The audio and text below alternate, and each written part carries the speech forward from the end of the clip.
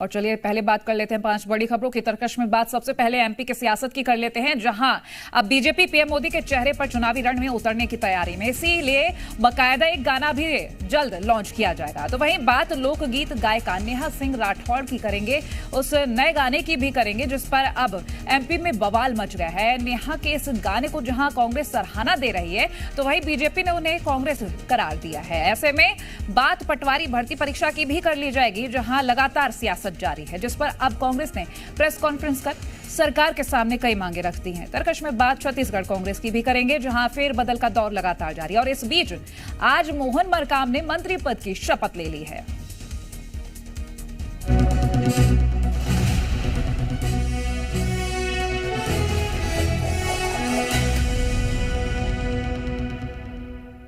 मध्य प्रदेश में सियासी हलचलें काफी ज्यादा तेज हो गई हैं। इस वजह से प्रदेश में राजनेताओं में लगातार दौरे का दौर शुरू हो चुका है। सूबे के सीएम शिवराज सिंह चौहान जनता को साधने के लिए कोई भी मौका छोड़ते नजर नहीं आ रहे और इसी बीच सियासी गलियारों में से एक बड़ी खबर सामने आई है, जिसके तहत कहा यह जा रहा है कि आने वाले विधानसभा चुनाव में पीएम नरेंद्र मोदी के चेहरे पर बीजेपी चुनाव लड़ेगी।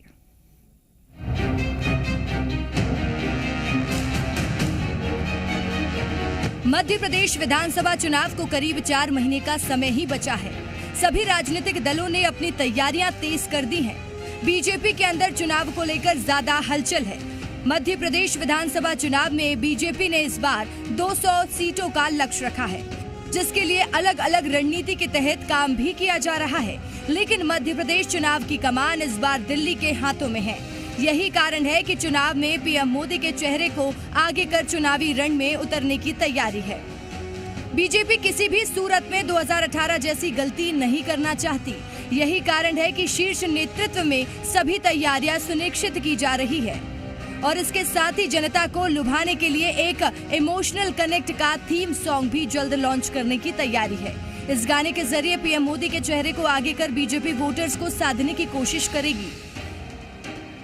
तो चलिए अब आपको बताते हैं कि आगामी दिनों में बीजेपी का क्या कुछ प्लान है। जल्द लॉन्च किया जाएगा मध्य प्रदेश के मन में मोदी सॉन्ग। अलग अलग थीम पर कई गीत होंगे लॉन्च। गानों के जरिए बताया जाएगा पीएम का मध्य प्रदेश कनेक्शन। राज्य के साथ केंद्र सरकार की स्कीमों को किया जाएगा शामिल। बीजेपी की इस रणनीति पर बयानबाजी का भी दौर शुरू हो गया है। मामले में कांग्रेस का क्या कुछ कहना है वो सुनिए। चेहरा कोई भी हो पर सरकार ये हटेगी, ये जनता तय कर चुकी है। स्पष्ट रूप से जो भय, भूख, भ्रष्टाचार की सरकार है। नौजवान प्रताड़ित है, किसान परेशान है, बेरोजगार नौजवानों के रोजगार बेचे जा रहे हैं, किसानों की फसलों के दाम नहीं मिल रहे हैं। मोदी जी आ जाए या कोई आ जाए, स्पष्ट रूप से जनता इन्हें सबक सिखाने पे बैठी है। सरकार खरीदे हुए जनादेश की इसे घर भेजने की तैयारी है। देखिए, प्रधानमंत्री मोदी इस देश के नहीं अपितु विश्व के सबसे लोकप्रिय नेता हैं। उनकी लोकप्रियता के कारण जिन राज्यों में भारतीय जनता पार्टी की सरकार बनने भी वाली होती है, वहां वोटर के अंदर अतिरिक्त उत्साह आ जाता है। हमने गुजरात में देखा है किस प्रकार उनके काम के बलबूते जनता ने उनके विकास के कार्यों पर अपनी मुहर लगाने का काम किया था। मध्य प्रदेश में भी लंबे वक्त तक उन्होंने संगठन का काम किया है। मध्य प्रदेश की जनता उनके मन में है और मध्य प्रदेश की जनता के मन में मोदी है। तो स्वाभाविक तौर पर प्रधानमंत्री जी का चेहरा और हमारे स्थानीय नेतृत्व के किए गए विकास कार्य, संगठन की हमारी गतिशीलता आने वाले चुनावों में मध्य प्रदेश में भारतीय जनता पार्टी के प्रचंड बहुमत का रास्ता तैयार करेगी। पीएम मोदी का चेहरा आगे कर चुनाव लड़ना बीजेपी के लिए सवाल भी खड़े कर रहा है कि जब मध्य प्रदेश में मामा कहे जाने वाले शिवराज सिंह चौहान ने वाकई लोगों के हित में काम किया, तो फिर पीएम मोदी के चेहरे का इस्तेमाल करने की जरूरत क्यों आन पड़ी। फिलहाल बीजेपी तो इससे भी उपलब्धि ही बताने में जुटी है। ब्यूरो रिपोर्ट, जी मीडिया।